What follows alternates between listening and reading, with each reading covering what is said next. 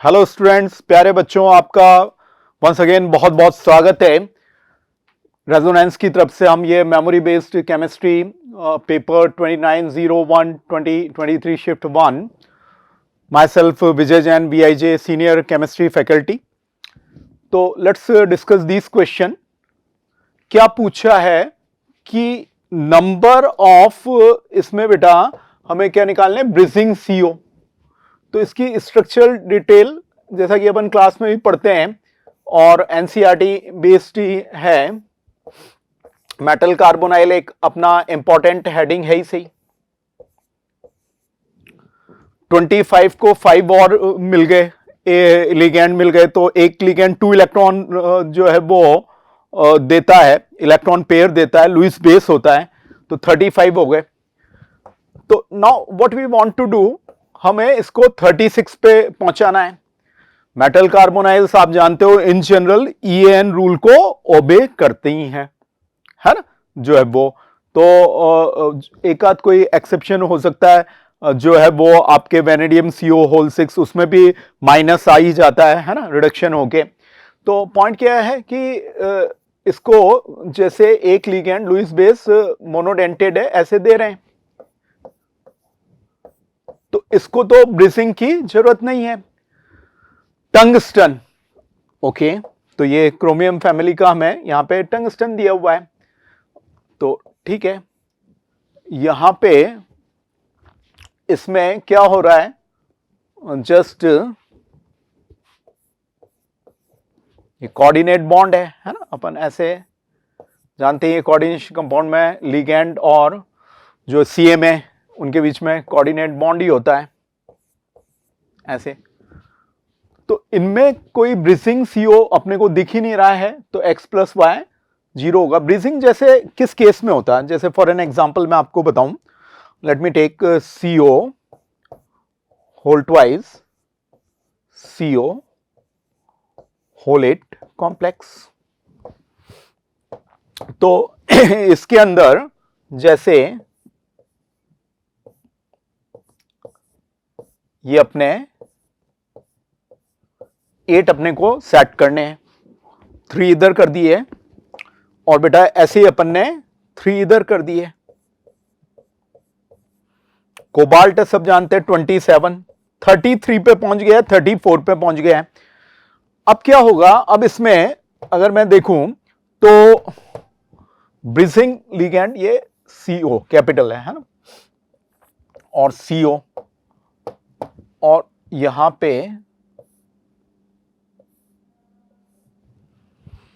तो ये 2 इलेक्ट्रॉन्स, 1 इसमें जाएगा 1 इसमें जाएगा, इसका भी 2 इलेक्ट्रॉन, 1 इसमें 1 इसमें, ये ब्रिजिंग माने जाएंगे।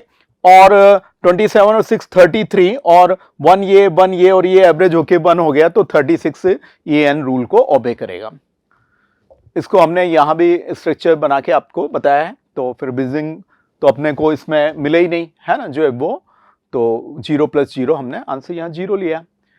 नाउ बेटा कमिंग टू द नेक्स्ट, तो क्वेश्चन लेवल मतलब मॉडरेट ही माना जाएगा, इजी तो नहीं है क्योंकि आपको स्ट्रक्चर्स डिटेल्स आनी चाहिए।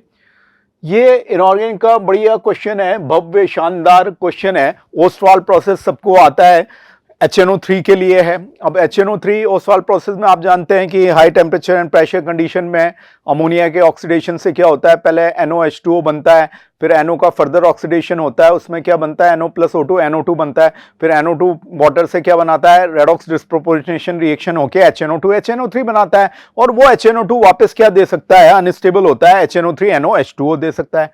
तो A NO है और B NO2 है। शानदार क्वेश्चन है, वर्ड प्रॉब्लम टाइप में है, और अपने जो है वो इनऑर्गेनिक का क्वेश्चन है। आई होप सभी ने बहुत अच्छे से किया होगा। तो this is the answer about A and B।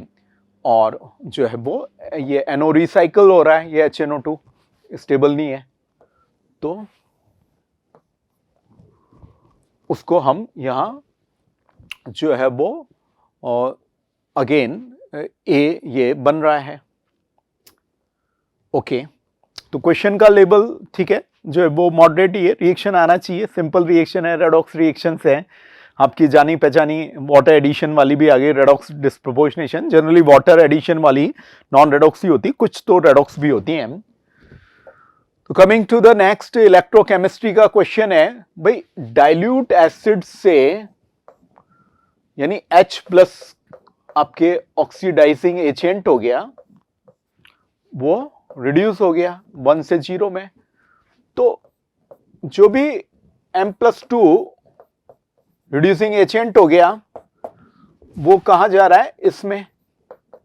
तो अगर मैं इसका सेल डिजाइन करता हूं तो ई नॉट सेल मेरा क्या होगा, E naught OP M+2 M+3 plus E naught RP H++1 से कहां जा रहा है, बोलो 0 में जा रहा है। तो ये मेरा क्या आना चाहिए, पॉजिटिव। तो ये टेंडेंसी होगी, उससे डेल्टा जी नॉट अगर स्टैंडर्ड कंडीशन में ही हो रही है तो फिर डेल्टा जी नॉट से देखेंगे, अदरवाइज डेल्टा जी से देखते हैं। तो डेल्टा जी नॉट क्या हो जाएगा, -NF ई नॉट सेल से नेगेटिव हो जाएगा।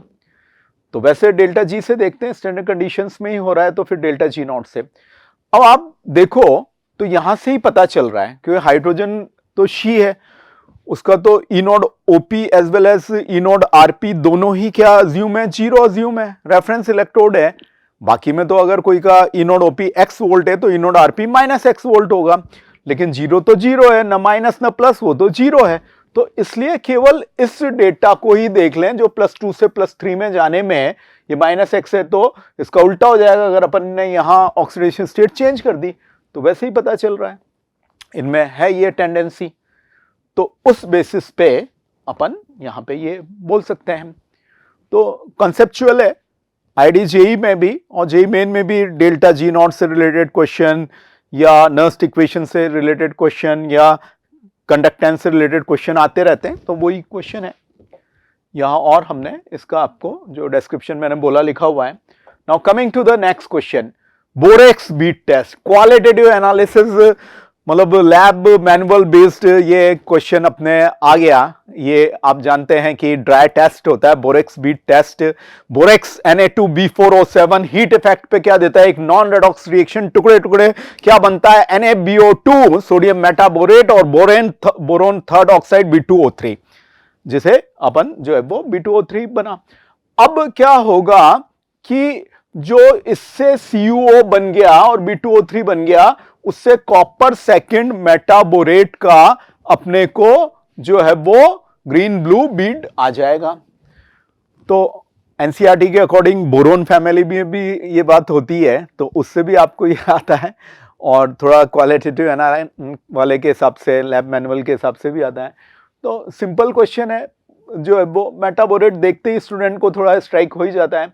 ऑक्सीडाइजिंग फ्लेम दिया हुआ है, तो उसके अकॉर्डिंग ये सिंपल जो रिएक्शन यूज हुई, हीट इफेक्ट, नॉन रेडॉक्स, और ये अपन एक तरह से बोल सकते हैं कि जो है वो एसिड बेस वाली रिएक्शन, सॉल्ट बन रहा है, कॉपर सेकंड मेटाबोरेट, ऐसे अपना आंसर आ रहा है। Now coming to the next, तो केमिकल इक्विलिब्रियम का ये क्वेश्चन, थोड़ा बहुत थर्मोडायनेमिक्स, डेल्टा जी नॉट वगैरह भी, केसी। अब आपको ये तो सबकी को याद होता है, product concentration bye reactant concentration, जो भी स्टोइकियोमेट्रिक कोएफिशिएंट होते हैं, मोलर कोएफिशिएंट होते हैं, वो रेज़ टू द पावर में जाते हैं। लेकिन ये वाला फॉर्मूला भी आपको सिखाया जाता है, के फॉरवर्ड बाय के बैकवर्ड, है ना, रेट कांस्टेंट फॉरवर्ड और बैकवर्ड का।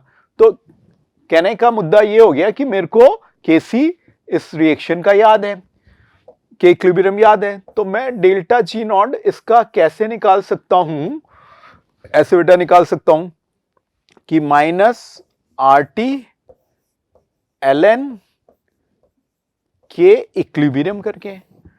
अगर मैं कॉन्सेप्ट गिनूं तो ये दो कॉन्सेप्ट कर लूं और यूनिट का ध्यान रख लूं तो ये क्वेश्चन सॉल्व हो जाएगा। इंटीजर आंसर देना है तो कुछ राउंडिंग ऑफ करना होगा तो आप कर लेंगे। आई होप सबने सही किया होगा, और यहां हमने वैल्यू प्लग करके भी आपको इसको बताया है, तो वो 6 हो गया है ना, इंटीजर आंसर देना था। Now coming to the next question, एक शानदार क्वेश्चन। अब देखो यहां z ग्रेटर देन 1 है, पॉजिटिव डेविएशन है, रिपल्शन है। यहां बेटा z लेस देन 1 है, नेगेटिव डेविएशन है, अट्रैक्शन है। तो अगर मैं कॉमन सेंस से ही करूं तो ये तो कट गए, और अगेन मेरे को, क्योंकि अट्रैक्शन वाली स्पेस में हूं ना मैं, तो ऑब्वियसली रिपल्शन के कॉरस्पॉन्डिंग बी ज्यादा जाता है, ए मॉलिक्यूलर अट्रैक्शन, तो मेरे को वैसे ही बढ़ना चाहिए। और अगेन अगर मैं स्टूडेंट्स ऐसे करते ही हैं एलिमिनेट कर करके, तो ये डायरेक्ट हो गया। मेथड 1 इसको करने का ये हो गया। मेथड 2 इसको करने का क्या हुआ कि हाई प्रेशर में जेट का क्या फॉर्मूला होता है, स्टूडेंट्स को हम याद करवाते हैं, डिराइव करवाते हैं, और शॉर्ट नोट्स में भी स्टूडेंट्स लिखते हैं, आपने सबने सही किया होगा, Z is equal to 1 plus PB divide by RT. और लो प्रेशर में हम तो यहां कम प्रेशर में है, तो जेड का क्या फॉर्मूला होता है, 1 minus A divided by R T B या बी एम मोलर, तो वैसे ही उससे भी निकल रहा है। और तीसरा तरीका क्या है, आप पूरा ही उसको सॉल्व कर लो। जैसे ये 1 लो प्रेशर रीजन में अपन ने वॉल्यूम ज्यादा, तो इसको एनएमसी कर दिया, और पीवी वर्सेस पी ग्राफ है। तो पॉइंट क्या है कि अपन इसको देख लें कि ये कैसे अपना चला जाएगा, तो उस तरह से अपन वैल्यू इसकी सेट कर लेंगे इस पॉइंट पे जो है वो, और वैल्यू कहाँ जाएगी वो बाकी चीज़ें जैसे आर टी वार टी ये कांस्टेंट वैल्यूज हो सकती हैं, और उसके अकॉर्डिंग अपन इसको जो है वो देख सकते हैं कि ये किस तरह से ये ग्राफ रहेगा। अगर अपन प्रेशर देखें तो प्रेशर ऊपर ही आएगा फिर, है ना, क्योंकि वॉल्यूम और प्रेशर रेसिप्रोकल होते हैं, तो रफली अपन उससे थोड़ा सा आइडिया लगा सकते हैं और कर सकते हैं। Now coming to the next question, what we discuss is in it the millimole of CaOH whole twice dissolved to obtain 100 ml of solution of pH 12 है। तो let's do this। क्या दे रखा है, कॉन्सेप्ट 1 POH बेटा 2 दे रखा है, OH minus ion concentration 10 to the power minus 2 molar, calcium hydroxide, ये क्या बनाएगा, Ca plus 2 AQ plus 2 OH minus AQ। तो 2 कॉफिशिएंट है, 1 कॉफिशिएंट है, इक्विलिब्रियम में है, तो ऑब्वियसली हम इसके कंसंट्रेशन को जानते हैं, 10 to the power minus 2 by 2 molar. अब बेटा आपको पता है MVML क्या है, मिलीमोल से, वही मोलरिटी का formula, millimoles by millilitre cross multiply कर लिया तो MVML मिलीमोल्स हो गए, तो ये 100 ml भी दिया हुआ है। तो ऐसा करने से मेरे को हाफ मिलीमोल आ गए, 0.5, तो इसको मैं क्या लिख सकता हूं, 5 into 10 to the power minus 1 millimole.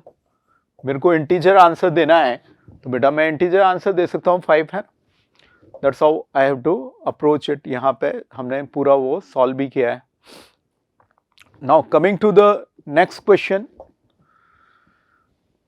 ये क्वेश्चन केमिकल इक्विलिब्रियम का है ना, पहले भी एक क्वेश्चन आया और यहाँ भी ये क्वेश्चन दिख रहा है। अब ये थोड़ा सा किस तरह का है, डेरिवेशन की तरह का है। आपको क्वेश्चन को समझिए, ये इनिशियल प्रेशर है ना, तो अपन प्रेशर यहां पे देख रहे हैं और उसके अकॉर्डिंग इसमें अपन एनालिसिस कर रहे हैं, और अपने को फाइनली जो है वो क्या निकालना है, degree of dissociation is this, है ना, इनटू, तो नियरेस्ट इंटीजर देना है। तो what we have to do, we have to do the dissociation. Okay, अब ये क्या है, हमने प्रेशर डैश प्रेशर एनालिसिस ही किया है यहां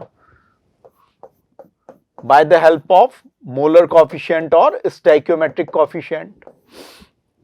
तो वो क्या है बेटा, 1:1:1:1/2, तो अल्फा प्रेशर गया